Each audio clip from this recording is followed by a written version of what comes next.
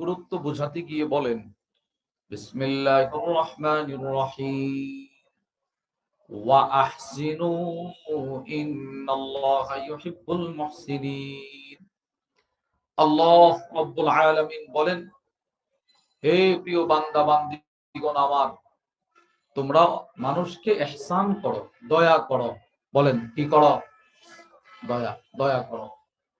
করলে লাভ কি জানো? ইন্নাল্লাহা ইউহিব্বুল মুহসিনিন। যারা পৃথিবীতে মানুষকে অনুগ্রহ করে, দয়া করে, আল্লাহ সরাসরি এদেরকে ভালোবাসে।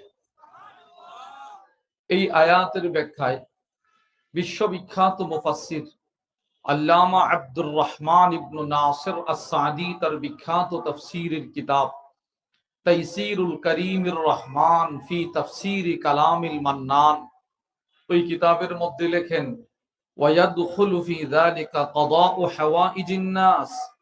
আল্লাহ যে বললেন তোমরা একজন আরেকজনকে সহযোগিতা করো, ইহসান করো, দয়া করো, তো এই বলার ভেতরে এটাও আছে তোমরা একজন আরেকজনকে সহযোগিতা করে তার প্রয়োজনগুলো মিটিয়ে দেওয়ার চেষ্টা করো।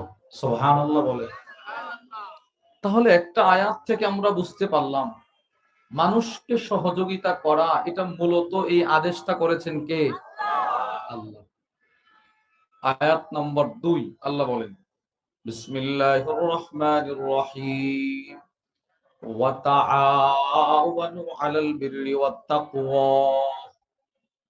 আল্লাহ রাব্বুল আলামিন বলেন, তোমরা পরস্পর একজন আরেকজনকে তাকওয়া আর ভালো কাজে সহযোগিতা করো। এই আয়াতের ব্যাখ্যায়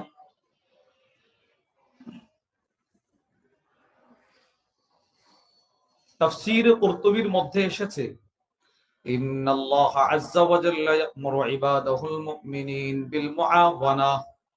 আল্লাহ রাব্বুল আলামিন তার মুমিন বান্দাদেরকে আদেশ করলেন, তোমরা পরস্পর একজন আরেকজনকে সহযোগিতা করো। সুবহানাল্লাহ বলেন। দুইটা আয়াত থেকে কি বুঝলেন? মানুষকে সহযোগিতা করা এটা কি কোনো বান্দার আদেশ না আল্লাহর আদেশ? আল্লাহ। এবার আসেন আমরা হাদিস থেকে বুঝবো। হাদিস নম্বর 1, সহিহ আত-তারগীব ওয়াত তারহীবের বর্ণনা। ওয়া আন আব্দুল্লাহ ইবনে উমর রাদিয়াল্লাহু তাআলা আনহুমা ক্বাল, হযরত আব্দুল্লাহ ইবনে উমর রাদিয়াল্লাহু তাআলা আনহুমা থেকে বর্ণিত, তিনি বলেন, ক্বালা রাসূলুল্লাহ সাল্লাল্লাহু আলাইহি ওয়াসাল্লাম, আল্লাহর রাসূল বলেন, আহাব্বুন নাসি ইলাল্লাহ আনফাহুম লিন-নাস। নবীজি বলেন, ওই মানুষটা আল্লাহর কাছে সবচেয়ে প্রিয় যে মানুষটা দুনিয়াতে অন্যকে সহযোগিতা করে বেশি। সুবহানাল্লাহ।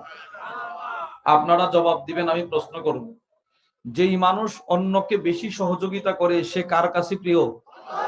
হ্যাঁ, মাশাআল্লাহ, সে আল্লাহর কাছে প্রিয়। 2, সিলসিলাতুল আহাদিসিস সহিহার বর্ণনা।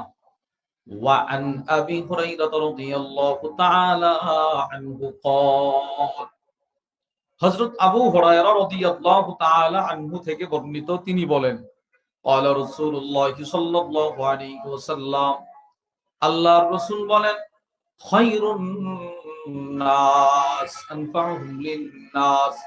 নবীজি বলেন, ওই মানুষটা সর্বশ্রেষ্ঠ যে মানুষটা দুনিয়াতে অন্যকে সহযোগিতা করে। সুবহানাল্লাহ। যে যত বেশি মানুষকে সহযোগিতা করে সে আল্লাহর কাছে সবচেয়ে প্রিয়, 1 নাম্বার। 2, যে মানুষকে যত বেশি সহযোগিতা করে ওই মানুষটা অন্য মানুষের মধ্যে সর্বশ্রেষ্ঠ। সুবহানাল্লাহ। 3, মানুষকে সহযোগিতা করা এটা সরাসরি আমার আপনার নবীজির সিফত, গুণ, বৈশিষ্ট্য। সুবহানাল্লাহ। নবীজির বৈশিষ্ট্য, নবীজির সিফত। বলেন কার সিফত? বুখারী শরীফের 3 নম্বর হাদিসের বর্ণনায় আসছে, রাসূলুল্লাহ সাল্লাল্লাহু আলাইহি ওয়াসাল্লামের উপর ওহী নাযিল হওয়া শুরু হলো। প্রাথমিকভাবে নবীজি অসুস্থ হয়ে পড়লেন। রাসূল নিজের পরিবারের কাছে গেলেন, নিজের বিবির কাছে গেছেন। আম্মাজান খাদিজাতুল কুবরা রাদিয়াল্লাহু তাআলা আনহার ঘরে গেলেন, গিয়ে বলে, খাশিতু আলা নাফসি, খাদিজা আমি অস্থির হয়ে, আমার শরীরটা কেমন কেমন, আমি অসুস্থ হয়ে পড়লাম, নিজের ব্যাপারে আশঙ্কা বোধ করছি। তো আম্মাজান খাদিজাতুল কুবরা নবীকে সান্ত্বনা দিচ্ছিলেন। সান্ত্বনা দিতে গিয়ে রসুলকে অনেকগুলো কথা বলেছিলেন। এর ভিতরে একটা কথা ছিল, ওয়াতুঈনু আলা নওয়াইবিল হক।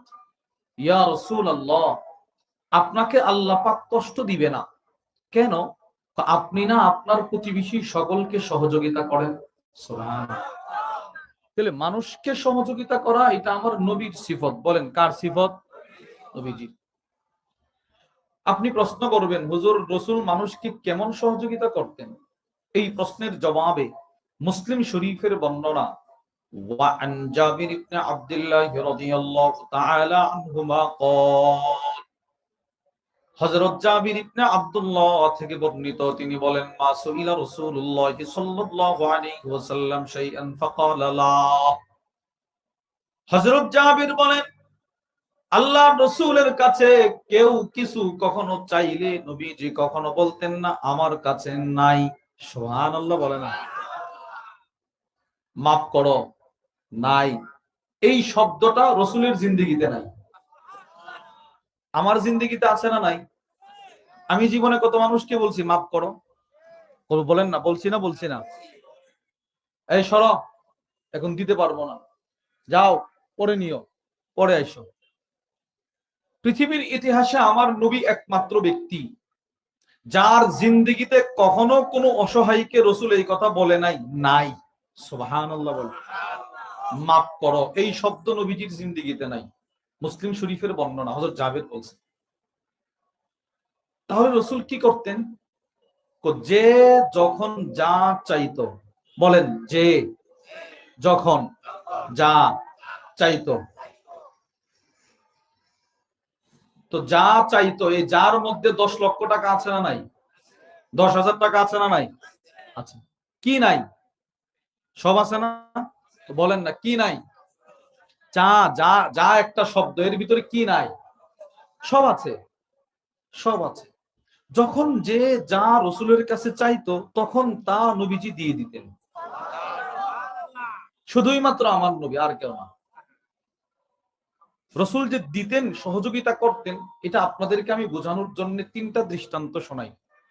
দৃষ্টান্ত নম্বর 1, বুখারী শরীফের বর্ণনা, وعن أبي سعيد الخدري رضي الله تعالى عنه قال, হযরত আবু সাঈদ আল খুদরি থেকে বর্ণিত, তিনি বলেন, ইন্না নাসাম মিনাল আনসার সাআলু রাসূলুল্লাহ সাল্লাল্লাহু আলাইহি ওয়াসাল্লাম ফাআতাহুম। হযরত আবু সাঈদ আল খুদরি বলেন, আনসার সাহাবাদের এক জামাত, অসহায় দরিদ্র জামাত নবীজির দরবারে আসলো। অসহায়, কিচ্ছু নাই। এসে বলতে লাগলেন, ইয়া রাসূলুল্লাহ, আমাদের ঘরে কোনো খাবার নাই, কিছু দেন, কিছু সহযোগিতা করেন। এরা যা যা চাইলো নবীজি তাদেরকে তা তা দান করে দিলেন। সুম্মা সাআলু, তারা আবার নবীর কাছে চাইলো, নবীজি আবার দান করলেন। সুম্মা সাআলু, তারা তৃতীয়বার নবীর কাছে আবার চাইলো, নবীজি আবার দান করলেন। সুবহানাল্লাহ। এবার রসুলের এই চিত্রটা নিজের সাথে একটু মেলান তো। কোরবানির দিন গরু জবাই করছে, অনেক অসহায় মানুষ পলিথিন নিয়ে এসে দাঁড়ায় থাকে, একটা গোশতের টুকরার আসে, দেন না। কি বলে জানেন? এই, এখনো চামড়া ওঠানো শেষ হয় নাই, পরে আসেন। বলে না, বলে না? তো এই লোকটা কিন্তু তার টার্গেট করছে, ও আমারে বলছে পরে আসার জন্য, এর মানে কিছু পাবো। তো 1 ঘন্টা পরে আবার আসছে, গোশত কাটতেছে। তখন কি বলে, এই এখনো গোশত কাটাকাটি শেষ হয় নাই, পরে আসেন। এর 1 ঘন্টা পরে সে আসছে, তো দেখে সব শেষ। ভাই দিবেন? বন্টন তো শেষ হয়ে গেছে, তুমি দেরি করে ফেলছো। আচ্ছা ধরে নিলাম আপনি একটা গোশতের টুকরা তাকে দিলেন, সে যদি আবার আপনার কাছে এই ভাই আরেকটা টুকরা দিন, তো কি বলবেন? হেল বেটা সর এখান থেকে, আরো আছে না মানুষ, যাও সরো। কিন্তু আমার নবীজির আখলাক কত সুন্দর। একবার চাইছে, নবীজি দিয়ে দিছে, আবার চাইছে, আবার দিছে, আবার চেয়েছে, আবার দিয়েছে। সুবহানাল্লাহ বলে না সবাই? এবার কি পরিমাণ দিছে জানেন? বুখারীর বর্ণনা, আবু সাঈদ আল খুদরি রাদিয়াল্লাহু তাআলা আনহু বলেন, হাত্তা নাফিদা মা ইনদা, রাসূলের কাছে দেওয়ার মতো যা যা ছিল সব শেষ হয়ে গেছে। কেমন দিয়েছে? এই আমার নবী মানুষকে সহযোগিতা করতেন। এমনকি আল্লাহর রসুল বলেন, এই কথাটা খেয়াল করে শুনেন, নবীজি বলে উহুদ পাহাড় পোড়াটাকে যদি আল্লাহ আমার জন্য স্বর্ণ বানিয়ে দিত না, তো আমি পোড়াটা উহুদ পাহাড়ের স্বর্ণ এইভাবে মুষ্টি ভরে ভরে ভরে ভরে মানুষকে সহযোগিতা করে শেষ করে দিতাম। মুসলিম শরীফের বর্ণনা, وعن أبي ذر الغفاري رضي الله تعالى عنه قال হযরত আবু যর গিফারি থেকে বর্ণিত, তিনি বলেন কুনতু মা'আন নবী সাল্লাল্লাহু আলাইহি ওয়াসাল্লাম ফি হাররাতিল মদিনাতি ঈশা। হযরত আবু যর গিফারি বলেন, আমি একদিন আল্লাহর নবীর সাথে মদিনার বালুময় জমিন, পাথরি জমিন, কঙ্করময় জমিন দিয়ে এশারের পূর্ব মুহূর্তে মাগরিবের পরে হাঁটতেছিলাম। হাঁটতে হাঁটতে ওয়া নাহনু নানজুরু ইলা উহুদ, আমরা উহুদ পাহাড়ের সামনে চলে গেলাম, উহুদ পাহাড় দেখতেছিলাম। আপনারা যারা হজ উমরা করেছেন আপনারা দেখেছেন মদিনা থেকে একটু সামনে গেলে উহুদ পাহাড় দেখা যায়। আল্লাহর রাসূল উহুদ পাহাড়ের সামনে গিয়ে আবু যর গিফারিকে ডাক দিলেন, ইয়া আবা যর, হে আবু যর। কুলতু লাব্বাইকা ইয়া রাসূলুল্লাহ। হযরত আবু যর গিফারি বলে, জি ইয়া রাসূলুল্লাহ, আমি উপস্থিত, কিছু বলবেন? নবীজি বলে, মা উহিব্বু আন্না উহুদান ইনদি যাহাবুন আমসা সালিসাতান ইনদি দিনার ইল্লা দিনারান উরসিদুহু লিদাইনিন। ও আবু যর, এই যে বিশাল উহুদ পাহাড়, এটা যদি আল্লাহ পাক এই মুহূর্তে আমার জন্য স্বর্ণ বানায় দেয়, 3টা দিন অতিবাহিত হবে না, এর ভিতরে আমি পুরাটা স্বর্ণ আল্লাহর জন্য অসহায় মানুষকে ফাহাসাব বাইনা ইয়াদাই আন ইয়ামিনিহি ওয়া আন শিমালি। নবীজি মুঠ ভরে ভরে বালি নিচ্ছেন, বালি বালি নিয়ে নিয়ে একবার ডান দিকে রাখে আর একবার বাম দিকে। আল্লাহর রাসূল বলেন, বালিগুলো যেইভাবে এইভাবে এইভাবে রেখে দিলাম, ঠিক ওই রকম উহুদ পাহাড়ের স্বর্ণগুলো মানুষকে এইভাবে দান করে দেব। সুবহানাল্লাহ, আমি সহযোগিতা করব মানুষ। তাহলে একটা দৃষ্টান্ত থেকে আমরা বুঝতে পারলাম নবীজি মানুষকে সহযোগিতা করতেন না করতেন না। দৃষ্টান্ত নম্বর 2, মুসলিম শরীফের বর্ণনা, وعن أنس بن مالك رضي الله تعالى عنه قال হযরত আনাস ইবনে মালিক থেকে বর্ণিত, তিনি বলেন, আন্না রাজুলান সাআলান নবী সাল্লাল্লাহু আলাইহি ওয়াসাল্লাম গনামান বাইনা জাবালাইন। হযরত আনাস বলেন, আল্লাহর রাসূলের কাছে এক লোক আয়েশা দরখাস্ত করলো, ইয়া রাসূলুল্লাহ, ওই যে 2টা পাহাড় দেখা যায়। হ্যাঁ, ও 2টা পাহাড়ের চিপায় যেই পরিমাণ বকরির জায়গা হয়, ওই পরিমাণ বকরি এই মুহূর্তে আমাকে দান করেন। সুবহানাল্লাহ বলেন। আরবের পাহাড়গুলো ছোট না বড়? বড়। 2টা পাহাড়ের মাঝখানে যেই পরিমাণ বকরির জায়গা হয়, ওই পরিমাণ বকরি এখন আমারে দান করেন। সাহাবায়ে কেরাম আশ্চর্য হয়ে গেলেন, কি রে, নবীজিকে এই পরিমাণ বকরি দ্বারা দান করবে কিনা। আবার হযরত আনাস বলে, তাকায়া দেখি ফাআতাহু ইয়া, নবীজি তাকে ওই পরিমাণ বকরি মুহূর্তে দান করে দিলেন। সুবহানাল্লাহ। কি পরিমাণ বকরি দান করেছিল? এই হাদিসের ব্যাখ্যায় আল্লামা মুহাম্মদ ইবনে সালেহ আল উসাইমিন তার বিখ্যাত মুসলিম শরীফের শরহ সহিহ মুসলিম ইবনে উসাইমিনের মধ্যে লেখেন, আরবের পাহাড়ের উচ্চতা যেই পরিমাণ, একটা বকরির কাঁধে যদি আরেকটা বকরি রেখে দেওয়া হতো তো সেই পরিমাণ হয়ে যেত। এবার সে তার সবগুলো বকরির মালিকানা নিয়ে তার এলাকায় আসলো, তার সম্প্রদায়ের কাছে আসছে। এসে বলতে লাগলো, আই কওম, হে আমার সম্প্রদায়, আসলিমু, তারা তাড়াতাড়ি কালিমা পড়, তাড়াতাড়ি কালিমা পড়। তো কেন? ফাওয়াল্লাহ, আল্লাহর কসম, ইন্না মুহাম্মদ সাল্লাল্লাহু আলাইহি ওয়াসাল্লাম লা ইউতি আতামা ইয়াখাফুল ফাক। পৃথিবীর ইতিহাসে নবীজি সাল্লাল্লাহু আলাইহি ওয়াসাল্লাম একমাত্র দানবীর, তিনি এমন ভাবে দান করেন নিজে ফকির হয়ে যাওয়ার ভয় করে না। সুবহানাল্লাহ। নিজের যে শেষ হয়ে যাচ্ছে না, এটা রাসূল জীবনেও কল্পনা করতেন, চিন্তা করতেন, দিতেই থাকতেন। এবার আপনি বলবেন, হুজুর, এই লোক এতগুলো সম্পদ পায় তার সম্প্রদায়ের বলে নবীজি এমন ভাবে দান করে তাড়াতাড়ি কালিমা পড়তে, তাহলে বুঝি মানুষ সম্পদের জন্য কালিমা পড়তো? এই প্রশ্নের জবাবে হযরত আনাস ইবনে মালিক রাদিয়াল্লাহু তাআলা আনহু হাদিসের শেষে বলেন, পৃথিবীর যেই মানুষটাই সম্পদের লোভে হলেও রাসূলের দরবারে যাইতো যে কালিমাটা পড়ো, কিছু সম্পদ পাবো, সে যেই মাত্র নবীজির দরবারে ঢুকতো, রসুলের চেহারাটা দেখার সাথে সাথে গোটা পৃথিবীর চাইতে নবীর চেহারা তার কাছে সবচেয়ে প্রিয় মনে হতো। না, আমার দুনিয়া দরকার নাই, আমার এই রসুল দরকার, আমার ইসলাম দরকার। এই দৃষ্টান্ত থেকেও আমরা কি বুঝলাম? নবীজি মানুষকে সহযোগিতা করতেন না। দৃষ্টান্ত নম্বর 3, শুধু সহযোগিতা করতেন না, রসুল নিজের নতুন প্রিয় বস্তু কখনো কখনো দিয়ে হলেও মানুষকে সহযোগিতা করতেন। বুখারী শরীফের বর্ণনা, وعن سهل بن سعد الساعدي رضي الله تعالى عنه قال, হযরত সাহল ইবনে সাদ থেকে বর্ণিত, তিনি বলেন, জাআত ইমরাআতুন বিবুরদাহ ইলা রাসূলিল্লাহি সাল্লাল্লাহু আলাইহি ওয়াসাল্লাম। হযরত সাহল ইবনে সাদ বলেন, এক বৃদ্ধা মহিলা, এক মহিলা সুন্দর একটা চাদর, কারুকার্য করা সুন্দর একটা চাদর নবীজির দরবারে হাদিয়া নিয়ে আসছে। সুবহানাল্লাহ বলেন। পুরাতন না নতুন? নতুন, সুন্দর একটা চাদর। এসে বলে, ইয়া রাসূলুল্লাহ ইন্নী নাসাজতু হাদিহি বিয়াদি, ওগো নবীজি, এই চাদরটা আমি শুধুই মাত্র আপনার জন্য বানিয়েছি, প্রস্তুত করেছি। সুবহানাল্লাহ। আমার রাত দিনের মেহনত সবগুলো দিয়ে চাদরটা সুন্দর করে বানিয়েছি, শুধু আপনার জন্য। আপনি হাদিয়াটা গ্রহণ করেন। রাসূলের দরবারে হাদিয়াটা পেশ করলো। فأخذها النبي صلى الله عليه وسلم محتاجا إليها। নবীজি মহিলার কাছ থেকে চাদরটা এমন ভাবে গ্রহণ করছে, রাসূল এমন একটা ভাব প্রকাশ করছে যে নবীজির চাদরটা খুব দরকার।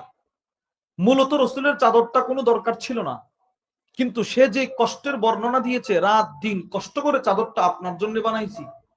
রাসূল যদি ওইভাবে গ্রহণ না করেন, তার মনে অশান্তি কষ্ট থাকতে পারে। নবীজি এমন ভাবে গ্রহণ করছে, মহিলার দিল ঠান্ডা হয়ে গেছে। নবীজি ঘরে নিছে এটা।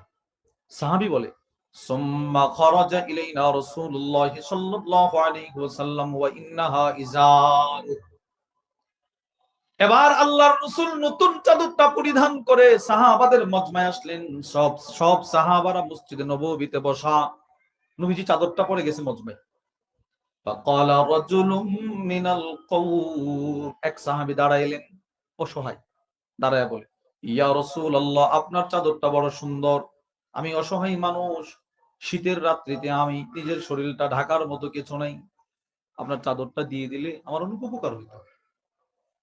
রাসূল সাথে সাথে বললেন, তোমার দরকার? কহা, ঠিক আছে, আমি তোমাকে দিয়ে দিলাম। এবার নবীজির সহযোগিতা করার ধরনটা দেখেন। হযরত সাহল ইবনে সাদ বলেন, সুম্মা রাজা ইলা আহলিহি, নবীজি নিজের পরিবারের কাছে চলে গেলেন, ঘরে আসছে, চাদরটা নিয়ে ঘরে আসছে। ফাতাওয়াহা, রাসূল নিজের হাতে চাদরটা ভাঁজ করলেন। সুবহানাল্লাহ বলে না? রাসূল নিজের হাতে সুন্দর করে চাদরটা ভাঁজ করছে। সুম্মা আরসালা বিহা ইলাই, অতঃপর চাদরটি নবীজি ওই সাহাবীর কাছে হাদিয়া পাঠায় দিলেন। ব্যাগ সহ হাদিয়া পাঠিয়ে দিয়েছে, যাও তারে দিয়ে আসো। ফাকালা লাহুল কওম, যেই সাহাবী চাদর পাইলো সে তো মহা খুশি, কিন্তু সব সাহাবারা মজমার তাকে ধমক দেওয়া শুরু করলো। সালতাহা ইয়া, কিরে বেটা, তুই চাদরটা চেয়ে বসলি, তুমি 2-4 দিন পরে তো চাইতে পারতা। নবীজির কাছে মাত্র চাদরটা হাদিয়া আসছে, রাসূল না 2-4 দিন পরিধান করতো, এরপরে চাইতা। আসতে না আসতে চাই বসলো। সব সাহাবারা ওনারে ধমকাই দিয়েছে। এবার সব সাহাবারা তারে কি বলে দেখেন, এটাও আমার একটা আলোচ্য বিষয়ের অংশ। সব সাহাবারা তাকে বলতে লাগলেন, লাকাদ আলিমতা আন্নাহু লা ইয়ারুদ্দু সাইলা, তুমি ভালো করেই জানো নবীজির কাছে কেউ কিছু চাইলে নবীজি কখনো কাউকে খালি হাতে ফেরত পাঠায় না। রাসূলের কাছে কেউ কিছু চাইলে নবীজি তারে খালি হাতে ফেরত পাঠায়, যে যেটা চাইতো নবীজি দিয়ে দিত। সুবহানাল্লাহ। এই, তুমি এটা জানো না? কহা, জানি। তো কেন চাইলা তুমি? 2-4 দিন পরে চাইতা। সকলের ধমকে ওই সাহাবী কান্না শুরু করছে। সে কি বলে জানেন? সে বলতে লাগলেন, ওয়াল্লাহি মা সাআলতুহু লিতাকুনা কাফানি ইয়াওমা আমুত। ও আমার সাহাবারা ভাই, আমি চাদরটা এই জন্য চাই নাই যে চাদরটা শীতের রজনীতে শরীরে দিয়ে দিয়ে হাঁটবো। কেন চাইলা? আমি এই জন্য চাইলাম, পৃথিবীর সব মানুষ একদিন দুনিয়া ছেড়ে চলে যাবে, ইন্তেকাল করবে। আমার জিন্দেগীর যে ইবাদত, ওই ইবাদত গুলোর দিকে তাকাইলে আমি জান্নাতের আশা করতে পারি না। গুনাহের দিকে তাকাইলে জাহান্নাম ছাড়া কিছুই দেখি না। আমি আল্লাহ নবীর চাদরটা এই জন্য চাইলাম, যেদিন আমি পৃথিবী ছেড়ে চলে যাব, আমি আমার পরিবারকে বলে যাব, বাজারের সাধারণ কোন কাফনের কাপড় দিয়ে যেন আমার শরীরটাকে শেষ কাফন পরানো না হয়। আমার যেদিন ইন্তেকাল হয়ে যাবে, আমি আমার পরিবারকে বলে যাব, রসুল যে চাদরটা আমাকে হাদিয়ে দিয়েছিল, ওই চাদরটা দিয়ে যেন আমার জিন্দেগীর শেষ কাফনটা পরিধান করানো হয়। আমি নবীজির চাদরটা নিয়ে কবরে যেতে চাই। সুবহানাল্লাহ। আমি নবীজির চাদরটা শরীরে নিয়ে কবরে যেতে চাই। এছাড়া আমার কোনো গতি নাই, উপায় নাই। হযরত সাহল ইবনে সাদ বলেন, ফাকানাত কাফানাহু, যেদিন সাহাবীর ইন্তেকাল হয়ে গেল, আমি তার কবরের সামনে গিয়ে দেখি তার শরীরে কোনো সাধারণ কাফন ছিল না, তার শরীরে নবীজির হাদিয়ার চাদরটা পেঁচানো ছিল। নবীজির চাদরটা নিয়ে কবরে গেছে। এই 3 নম্বর দৃষ্টান্ত থেকে আপনি কি বুঝলেন? নবীজি মানুষকে সহযোগিতা করতেন না। পুরান জিনিস দিয়ে না, নতুন জিনিস দিয়েও। হ্যাঁ, নতুন জিনিস দিয়েও সহযোগিতা করতেন। আমরা কিন্তু দেই, আমরা পুরানটা দিই। এই এখন শীতের সময় না, অনেক অসহায় মানুষ এসে ঘরে থাকে, এটা শীতের কাপড় দেন না, তো কোনটা আমরা দিই জানেন? ওই 10 বছর আগে যেটা কিনছিলাম, এখন শরীরে ফিট খায় না, এটা দিয়ে দিই না। রাসূলুল্লাহ সাল্লাল্লাহু আলাইহি ওয়াসাল্লামের একটা সুন্নাত এটাও, নতুন জিনিস কখনো কখনো কোন শীতার্থ মানুষকে হাদিয়া দেওয়া। সুবহানাল্লাহ বলেন। আমাদের শায়েখ আল আরিফ বিল্লাহ হাকিমুন নফস আল্লামা মুফতি মুশতাকুন নবী কাসিম হাফিজাহুল্লাহ, হুজুর গত বছর এই মাঠে বয়ান করেছেন।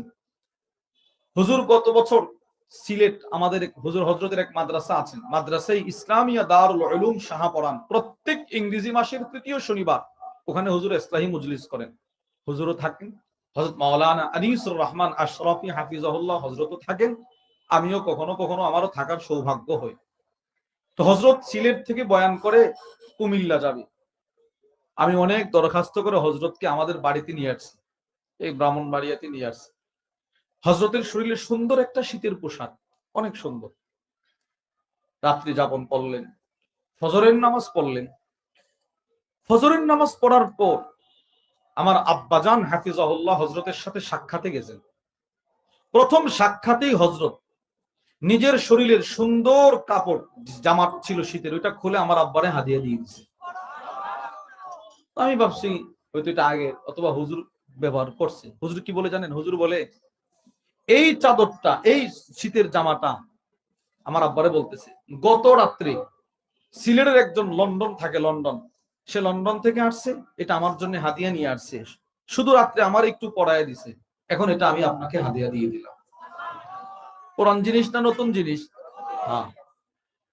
নিজের জিন্দগিতে কখনো কখনো, কি ছোট হোক যত সামান্য হোক, নতুন একটা জিনিস কাউকে হাদিয়া দিবেন, নবীজি দিয়েছে। ইনশাআল্লাহ বলে না? বলেন ইনশাআল্লাহ। ইনশাআল্লাহ বলেন, জোরে বলেন ইনশাআল্লাহ। নামান। 3টা দৃষ্টান্ত থেকে কি বুঝলেন? রাসূলুল্লাহ সাল্লাল্লাহু আলাইহি ওয়াসাল্লাম মানুষকে সহযোগিতা, সবাই বলেন, নবীজির কাছ থেকে মানুষকে সহযোগিতা করার এই সিফত, এই গুণ, এই বৈশিষ্ট্য অর্জন করেছেন হযরত সাহাবা ইকরাম রিদওয়ানুল্লাহি তাআলা আলাইহিম আজমাইন। সাহাবাদের ভিতরে সবচাইতে দামি সাহাবী হযরত আবু বকর সিদ্দিক রাদিয়াল্লাহু আনহু। হাদিসের পৃষ্ঠায় পৃষ্ঠায় সিদ্দিক আকবর কি পরিমাণ মানুষকে সহযোগিতা করেছেন এর বর্ণনা আছে। কুরআনুল কারীমের অসংখ্য আয়াতে কারীমায় সিদ্দিক আকবর কি পরিমাণ মানুষকে সহযোগিতা করেছেন এর বর্ণনা আছে। সুবহানাল্লাহ বলেন। মানুষকে কি পরিমাণ সহযোগিতা করেছে এটা বলাই বাহুল্য। শুধু আমার নবীকে সিদ্দিক আকবর কি পরিমাণ সহযোগিতা করেছে, নবীজির একটা বক্তব্য শোনেন, বুখারী শরীফের বর্ণনা। ওয়ান আবি দারদা রাদিয়াল্লাহু তাআলা আনহু قال, হযরত আবু দারদা রাদিয়াল্লাহু তাআলা আনহু থেকে বর্ণিত, তিনি বলেন, কুনতু জালিসান ইনদান নবী সাল্লাল্লাহু আলাইহি ওয়াসাল্লাম। হযরত আবু দারদা বলেন, আমি আল্লাহর নবীর দরবারে একদিন বসা ছিলাম। ইদ আকবালা আবু বকর সিদ্দিক আখিদাম বিতরফি সাউবি, হঠাৎ করে তাকায় দেখি হযরত সিদ্দিক আকবর নিজের জামা, নিজের ইজার, নিজের কাপড়টা একটু উপরে উঠায়া উঠায়া নবীজির দরবারে ঢুকতেছেন। সুবহানাল্লাহ বলে। এইভাবে একটু কাপড়টা উপরে উঠেছে আর হাইটা হাইটা ঢুকতেছে, চেহারার মধ্যে একটু কষ্টের ছাপ। নবীজি সব সাহাবাদেরকে বলে, আম্মা সাহিবুকুম ফাকাদ গামারা, এই সাহাবারা, ওই যে তোমাদের সাথী সিদ্দিক আকবর, নিশ্চিত এখন সে কারো সাথে মনোমালিন্যতা করে আসছে, মনটা খারাপ, কিছু একটা ঘটছে। সিদ্দিক আকবর নবীজির দরবারে ঢুকলেন, ফাসাল্লামা, নবীকে সালাম দিলেন। সালাম দেওয়ার পর নবীকে বলতে লাগলেন, ইন্নী কানা বাইনি ওয়া বাইনা ইবনিল খাত্তাবি শাইউন ইয়া রাসূলুল্লাহ।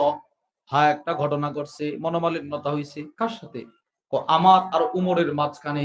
সুবহানাল্লাহ বলেন।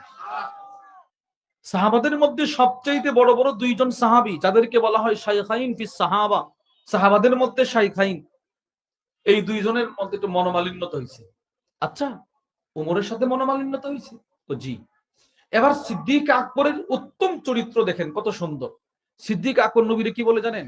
ফাআসরাতু ইলাই, ইয়া রাসূলুল্লাহ, উমরের সাথে যে আমার একটা মনোমালিন্যতা হয়েছে, উমরের কোনো দোষ নাই, দোষ প্রথমে আমি আবু বকর করেছি। বুঝে নাই কথাটা? বুঝে নাই? জীবনে আমাদের দেশে কোনো অপরাধী নিজের অপরাধ স্বীকার করে? বলেন, স্বীকার করে? তো সিদ্দিক আকবর নবীজির দরবারে গিয়ে বলতেছে, ইয়া রাসূলুল্লাহ, উমরের কোনো দোষ নাই, দোষ আমার। সুবহানাল্লাহ বলেন। আখলাকটা সুন্দর না? সুন্দর না? আমার সব দোষ, উমরের কোনো দোষ নাই। রাসূল তো আশ্চর্য। আচ্ছা, তারপরে কি? যেহেতু দোষটা আমার, অপরাধ আমার, আমি ওখানেই ঘটনাস্থলে আমি লজ্জিত হয়েছি। ফাসাআলতুহু আইয়াগফির লি, আমি উমরের কাছে ক্ষমা চাইছি, আমারে ক্ষমা করে দাও। ফাআবা আলাইয়া, কিন্তু উমর আমাকে ক্ষমা করে নাই। উমর আমাকে কি করে নাই? ক্ষমা করে নাই। সাথে সাথে নবীজি দাঁড়িয়ে গেলেন। রাসূল দাঁড়িয়ে বললেন, ইয়াগফিরুল্লাহু লাকা ইয়া আবা বকরিন, আল্লাহ আপনি আমার আবু বকরকে ক্ষমা করে দেন। সুবহানাল্লাহ। এই কথাটা নবীজি সিদ্দিক আকবরকে উদ্দেশ্য করে 3 বার বলছে। সুবহানাল্লাহ বলেন। বলেন আল্লাহু আকবার। কয়বার বলছে? ভালোবাসা কম না বেশি ছিল? আল্লাহ আমার আবু বকরকে ক্ষমা করে দেন, আল্লাহ আমার আবু বকরকে ক্ষমা করে দেন, আল্লাহ আমার আবু বকরকে ক্ষমা করে দেন। 3 বার বলছে।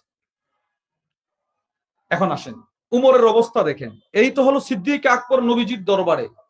এবার হাদিসে বুখারীর বর্ণনা, সুম্মা ইন্না উমর ক্বাদ নাদিমা, ওই দিক দিয়ে হযরত উমর রাগ কমছে, রাগ শেষ, নিয়ন্ত্রণে আসছে। চিন্তা করতেছে, হায় হায় আমি কাজটা করলাম। তিনিও লজ্জিত। আবু বকর সিদ্দিকের মতো ব্যক্তি আমার কাছে ক্ষমা চেয়েছে, আমি তাকে ক্ষমা দেই নাই, কাজটা ঠিক করি নাই। উমরও লজ্জিত হয়েছে। বা আতা মানজিলা আবি বকরিন, একটা দৌড় দিয়ে সিদ্দিক আকবরের বাড়িতে চলে গেছে। সুবহানাল্লাহ বলেন। ওই মাপ চাওয়ার জন্য আর কি, মাপ চাওয়ার জন্য, ভাই কাজটা আমার ঠিক হয় নাই, এইটা বলার জন্য, ক্ষমা চাওয়ার জন্য উমর এখন গেছে সিদ্দিক আকবরের বাড়িতে। ফাসাআলা আসাম্মা আবু বকরিন, গিয়ে প্রশ্ন করে, ভাই আবু বকর কি ঘরে আছেন? ক্বালু লা, ঘর থেকে জবাব আসলো, না, আবু বকর সিদ্দিক ঘরে নাই, নাই। হযরত উমরের আর বুঝতে বাকি রইল না, সিদ্দিক আকবর এই মুহূর্তে ঘরে নাই, মানে নবীজির দরবারে। ফাআতা ইলান নবী সাল্লাল্লাহু আলাইহি ওয়াসাল্লাম, হযরত উমর একটা দৌড় দিয়ে নবীজির দরবারে চলে গেলেন। সুবহানাল্লাহ। হযরত আবু বকর সিদ্দিক নবীর দরবারে এখন আছে না নাই? আছে না? বসা আছে না? বসা। গেছে উমর নবীজির দরবারে। যাওয়ার পর হাদিস বর্ণনাকারী সাহাবী হযরত আবু দারদা রাদিয়াল্লাহু তাআলা আনহু বলেন, ফাজাআলা ওয়াজহুন নবী সাল্লাল্লাহু আলাইহি ওয়াসাল্লাম ইয়াতামার, নবীজি যেই মাত্র উমরকে দেখলেন, রাসূল রাগে নবীজির চেহারা লাল হয়ে গেছে। নবীজির রাগ, কষ্ট পেয়েছে, এত পরিমাণ রাগ নবীজি হইলেন।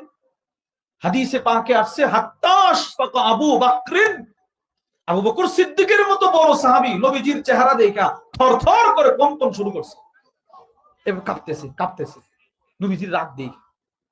ফাজাসা আলা রুকবাতাই, নিজের 2টা হাঁটু মাটিতে গেড়ে নবীজির সামনে অপরাধীর মতো বসছে সিদ্দিক আকবর। উমর কিন্তু দাঁড়ানো। এখন দেখেন সিদ্দিক আকবরের আখলাক কত সুন্দর। সিদ্দিক আকবর বলে, ইয়া রাসূলুল্লাহ ওয়াল্লাহি আনা কুনতু আজলিম, ওগো নবীজি, আমার ভাই উমরের কোনো দোষ নাই, সব দোষ আমি আবু বকরের, তার কোনো দোষ নাই, কোনো অপরাধ নাই, সব অপরাধ আমার আমার আমার। 2 বার বলছে, 2 বার। সুবহানাল্লাহ বলবেন না? কয়বার বলছে? 2 বার। নবীজি বলছে, আল্লাহর রাসূল এবার চোখের পানি ছেড়ে দিলেন, নবীজি একটা বক্তব্য দিলেন, ছোট্ট একটা ভাষণ দিছে। দেখেন কি বলে। আল্লাহর রাসূল বললেন, ইন্নাল্লাহা বা'সানি ইলাইকুম ফাকুলতুম কাযাবতা। ও সাহাবারা, আল্লাহ পাক যেদিন আমাকে তোমাদের কাছে নবী করে পাঠিয়েছিল, তোমরা সকলে বলেছিলে আমি মিথ্যুক, আমি মিথ্যুক, আমি মিথ্যুক। ওমর, তুমি তো আমার মাথা কাটার জন্যও দাঁড়ায় গেছিলা। পৃথিবীর সব মানুষ যেদিন আমাকে মিথ্যুক মিথ্যুক বলে তীর ছুটতেছিল, ওই দিন যে মানুষটা আমাকে প্রথম সাক্ষাতে বলেছিল না আপনি মিথ্যুক, না আপনি সত্যবাদী, ওই মানুষটা হলো আমার আবু বকর। সুবহানাল্লাহ। এই আমার আবু বকর আমাকে জীবনে কখনো বলে নাই যে আপনি মিথ্যাবাদী। আরে যে সমস্ত মানুষ আমি নবীজির প্রতি ঈমান এনে ফেলবে বা কেউ এনেছিল, আমার জীবনে একটা ঘটনা ঘটছে, ওই ঘটনা ঘটার পর ওই মানুষগুলো আমাকে মিথ্যাবাদী বলছে, সত্যবাদী বলে নাই। তখনও আমার আবু বকর বলছে আমি সত্যবাদী। সুবহানাল্লাহ। কি সেই ঘটনা? এটা বুঝতে হলে আপনাদেরকে আরেকটা হাদিস শুনতে হবে, সিলসিলাতুল আহাদিসিস সহিহার বর্ণনা। وعن عائشة رضي الله تعالى عنها قالت أما عائشة থেকে বর্ণিত, তিনি বলেন, لما أسري بالنبي صلى الله عليه وسلم إلى المسجد الأقصى। আল্লাহর রাসূল মিরাজের রজনীতে নবীজি বাইতুল্লাহ থেকে বাইতুল মাকদিস গেলেন, এরপরে গেলেন উপরে। পরদিন সকালে নবীজি মক্কায় সবগুলো কথা বললেন, শুধু নবীজি ইদ্দুর বলছে, এই আমি গত রাত্রে বাইতুল্লাহ থেকে বাইতুল মাকদিস গেছি। ফারতাদানা সুম্মিন কানু আমানু বিহি ওয়া সাদ্দাকু, যে মানুষগুলো নবীকে বিশ্বাস করেছিল তারাও বলে না এটা অবিশ্বাসযোগ্য কথা। নাউজুবিল্লাহ বলেন না। না মুহাম্মদ, তুমি এতদিন যা বলেছিলা তা সত্য ছিল, আজকের কথাটা আমরা বিশ্বাস করতে পারলাম। কেন? বাইতুল্লাহ থেকে ফিলিস্তিন ওখানে যেতে আমাদের সময় লাগে সপ্তাহের পর সপ্তাহ।